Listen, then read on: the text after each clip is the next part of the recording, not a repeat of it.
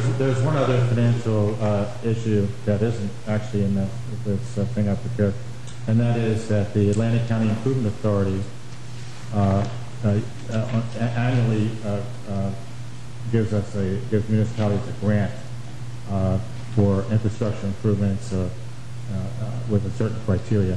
And the previous administration, fortunately for us, I guess, did not use their appropriation for last year. So we're using last year's appropriation, which is approximately, I think, $70,000.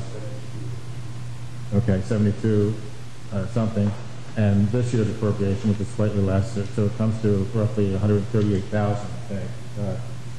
And Commissioner Weintraub has indicated 3 of the most serious projects in the city for repair. So that's a plus. I mean, that's we can finally get started on some of these really serious infrastructure problems. If I could add, those funds can already be utilized in certain designated areas.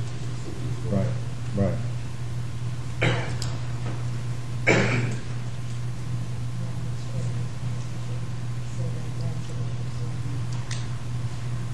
You don't have the ability to put that money anywhere. They give you a map and they tell you where you can do some work. And I think that Steve has done a good job with where those places will be and help those people out in those streets. Anyone else? Yes. I don't know if this is pertinent. Oh, sure. Is there anybody, I've always walked by the parking lot between Atlantic and Ventnor on Newport Avenue. Is there any way that we can beautify that? Because that is really a deplorable site. I haven't had that asked of you before, but we can certainly look at it, yes. Because the other day there was 11 Shore-made trucks all in the parking lot. But they rent space there. I know, and now the question is, if Jimny's don't service Ventnor, why are they parked in that lot? Because of ordinance. The ordinance allows them to do that. They can rent space, like anybody else can. So then there's no parking spots for the public. The ordinance allows anybody to rent on a monthly basis, and that doesn't discriminate against individuals or commercial vehicles. But commercial vehicles are not allowed to park on the streets overnight. And several of them continue to park in the lot. The owners of the particular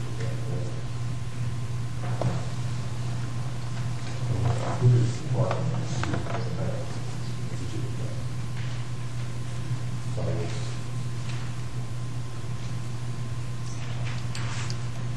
Yes, is this general public input? Sure. I would like to address the 7 p.m. curfew. Oh yes, Henry Marcus, 7301 Marshall Avenue. I want to address, would like to address the 7 p.m. curfew for bicycling on the boardwalk. I fail to see the logic in that. If it's applicable during the high beach season of July and August. But not the rest of the year, where you can bike during all daylight hours. Presently, there is a restriction between 10 and 4, which I can understand. But after 7 p.m. until sundown, I see no safety reason or any other logical reason to prevent bicycling. That's from 7 p.m. till dark. Off-season, there is no restriction. I said that. Yes, so on-season there is a restriction. That's the ordinance, yes, sir. But I can understand the in-season restriction from 10 to 4. It's 12 to 4. 12 to 4, I suppose because of children going back and forth to the beach.